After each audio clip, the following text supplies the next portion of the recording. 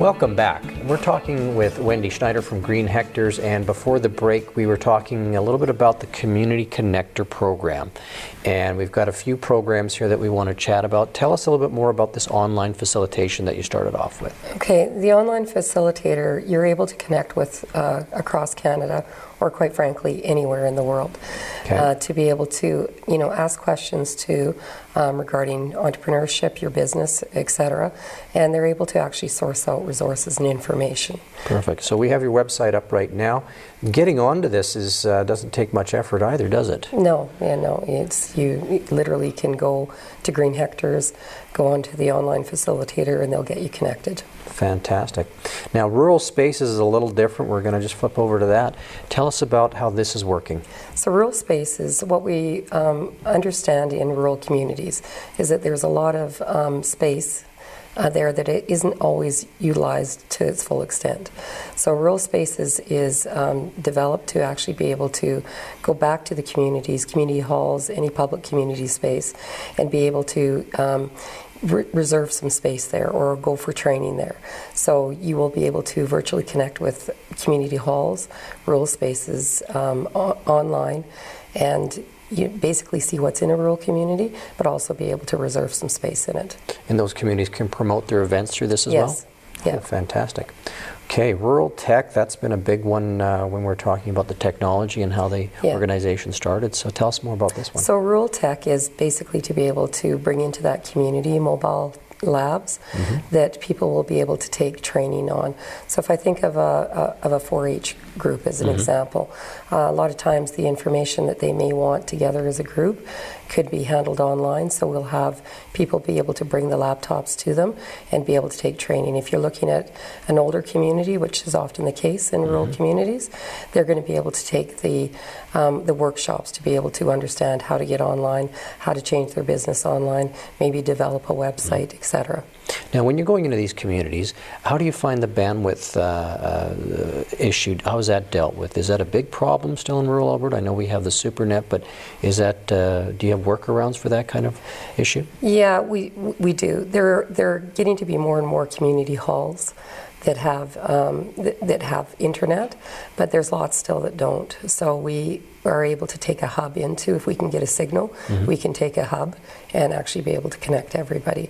But it's still a struggle, and it's a struggle everywhere. So until technology catches up to that, or infrastructure catches up, it'll be a little bit cleaner. It will, but I think technology is there. It's actually just the vastness of this land, and depending on the expense, when you're in a very remote rural area, sometimes there's not the financing to be able to put in. Certainly. Yeah. So does that mean on some of these mobile devices that you have preloaded software or curriculum that's loaded on there that they can use? Okay, yeah. Good. Yes. And it goes in with a facilitator in a workshop format? Yeah, in a workshop format. We actually look for trainers that may be in those areas as well. Okay. So to be able to utilize more people, more businesses in that community, we really focused on the community, building the community. Can you give us some examples of some courses that you've been doing? Well, some of the courses, like I'd mentioned before, is is how do I use PayPal? So if I think of a business, often we're, especially a rural business, we're used to people connecting with us, but in today's world, they don't always want to be able to connect with you to actually purchase your product.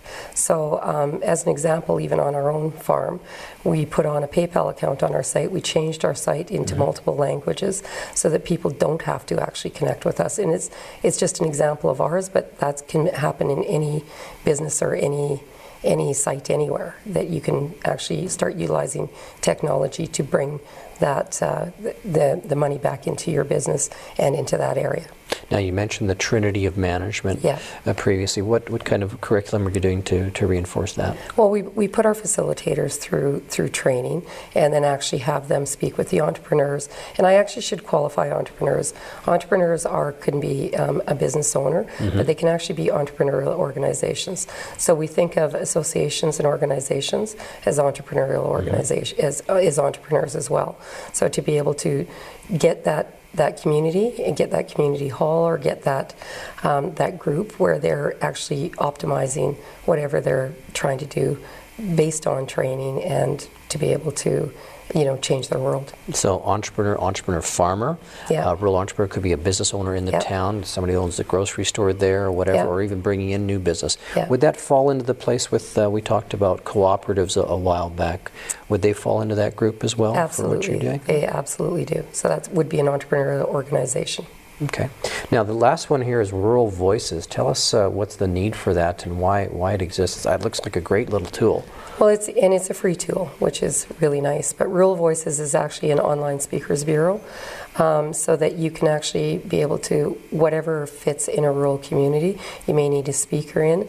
It may be somebody local who actually wants to pass on information regarding, crops or livestock or whatever it is, or just business information, so that you're able to go on there and for your organization or for yourself be able to look at what somebody has to offer. Sometimes they're free, sometimes there's a charge, but actually be able to bring in that expert with that expert knowledge into your business or your group. Mm-hmm. So how do you source those speakers?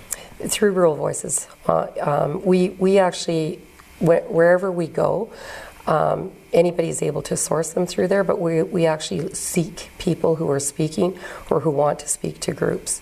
So if somebody in the community doesn't know who they want, you've already done that legwork for them a lot of the time. Okay. Well, sometimes there are even people that actually aren't online, but everybody knows in their area they're a go-to person. And so, how they would like to, they may not be able to connect online themselves, but if you pick up a phone or if you could meet them face to face, you're able to actually access their knowledge and their information. So do you get requests for people that might not be on the list but are well-known names and connect for them on behalf of the community? Yes. Oh, so that's very robust then. Yeah. Good. So helping entrepreneurs be better at what they're doing in the rural community. And when we come back, we're going to talk about the Entrepreneur Exchange. And I understand there's been a few conferences now over the last 2 years that have been quite successful at connecting local entrepreneurs with would you say consultants and other industry talent that could help? Business experts. Business experts. Mm-hmm. Okay. So when we come back, join us for a discussion on the Entrepreneur Exchange.